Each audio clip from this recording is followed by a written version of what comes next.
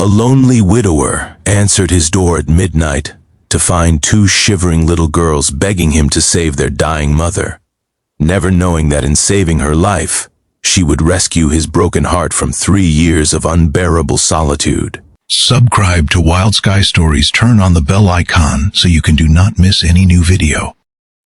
The wind howled across the Texas plains like a wounded animal, carrying with it the bitter cold of December. Thomas Callahan sat alone in his small cabin, the fire crackling low in the hearth, casting dancing shadows across the rough-hewn walls. He stared at the empty chair across from him, the one that had belonged to his wife Sarah before the fever took her 3 years past.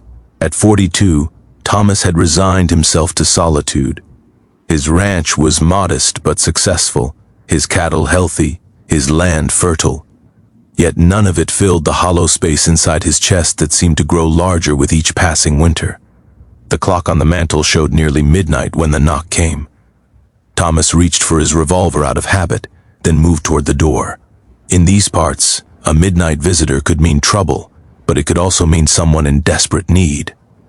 He pulled open the heavy wooden door, and the sight before him stopped his heart. 2 young girls stood shivering on his porch, their thin dresses soaked through from the sleet that had begun to fall. The older one, perhaps 10 years of age, held tightly to her younger sister, who looked no more than 6. Their faces were pale, their lips nearly blue from the cold. "Please, sir," the older girl said, her voice trembling. "Our mother needs help. She's real sick, and we didn't know where else to go." Thomas wasted no time.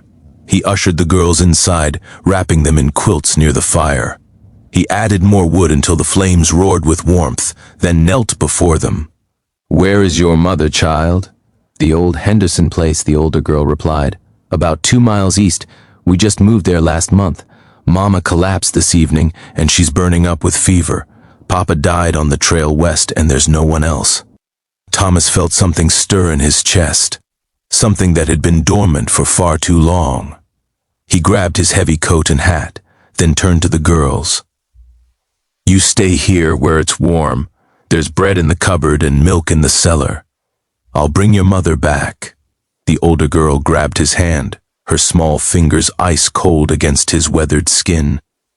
"Promise you'll help her, mister. She's all we got." Thomas looked into her desperate eyes and nodded solemnly. "I promise." He rode hard through the freezing night, his horse dusty, navigating the treacherous terrain with sure footing. The Henderson place was an old abandoned homestead that Thomas had forgotten anyone had claimed. When he arrived, the cabin was dark, save for a single candle flickering in the window. Inside, he found her. She lay on a narrow bed, her chestnut hair spread across the pillow like autumn leaves, her face flushed with fever. Even in her illness, Thomas could see she was beautiful, with delicate features and a strength in her jaw that spoke of a woman who had endured much. He felt her forehead and winced at the heat. Moving quickly, he gathered her in his arms, wrapping her in every blanket he could find. She stirred slightly, her eyes fluttering open for just a moment. "My girls," she whispered. "Please, my girls." "They're safe," Thomas assured her. "They're at my cabin, warm and fed. I'm taking you to them." She seemed to relax at his words, and her eyes closed again. Thomas carried her to his horse, mounting with difficulty while cradling her against his chest. The ride back was slower, more careful, as he shielded her body from the bitter wind with his own. By the time they reached his cabin, the girls were asleep by the fire, huddled together under the quilts. Thomas carried their mother to his own bed, the one he had shared with Sarah so many years ago. He worked through the night, cooling her fever with damp cloths, forcing sips of water between her cracked lips, and praying to a God he had stopped speaking to since his wife's passing. Dawn broke gray and cold, but the woman's fever had finally broken. Thomas sat exhausted in the chair beside the bed, watching her breathe easily for the first time since he had found her. The older girl appeared in the doorway, her eyes wide with fear. "Is Mama going to be all right?" Thomas managed a tired smile. "I believe she is, little one." She's strong, your mother." The girl's face crumpled with relief, and she rushed forward, throwing her small arms around Thomas's neck. "Thank you, mister. Thank you for saving her." Thomas held the child awkwardly at first, then more naturally, patting her back with his calloused hand. He had forgotten what it felt like to comfort someone, to be needed for more than cattle and crops. Over the following days, Thomas cared for the small family. He learned their names. The mother was Clara Bennett, a widow from Missouri. The older daughter was Emma, and the younger was Lily. Clara's husband had died of cholera just weeks into their journey west, and she had pressed on alone, determined to give her daughters the new life they had dreamed of. As Clara regained her strength, Thomas found himself lingering longer at her bedside, finding excuses to be near her.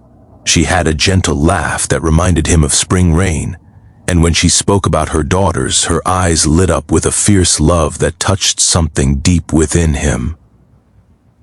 "You saved my life, Mr. Callahan," Clara said one evening, sitting up in bed for the first time.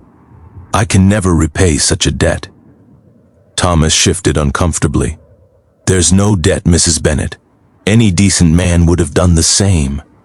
"Perhaps," Clara replied softly. "But it was you who answered the door at midnight. It was you who rode through that terrible storm. It was you who sat by my side through the worst of it." She reached out and touched his hand, and Thomas felt electricity course through his veins. "Decency alone doesn't explain such devotion." Thomas looked away, his heart pounding in a way it hadn't in years. "I lost my wife 3 years ago. This cabin has been empty and quiet ever since.